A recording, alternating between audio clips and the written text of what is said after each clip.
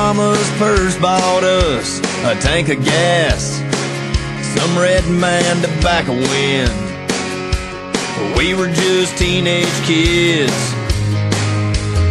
Me and my old buddy John H., we'd go riding around if there was trouble to be found.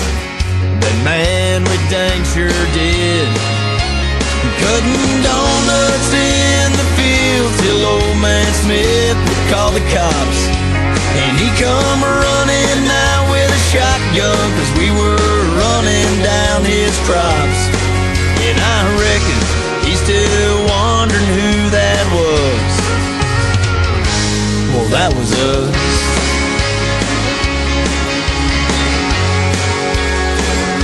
Now some of these local boys moved on, but we never changed a bit.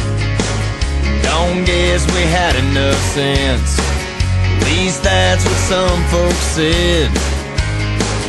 Then we finally turned old enough to buy our own beer.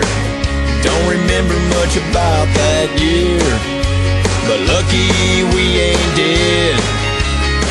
'Cause somebody said they saw some boys with a truck look just like mine, trying to pull down that old water tank sits out on the county line. And people wonder why it leans the way it does.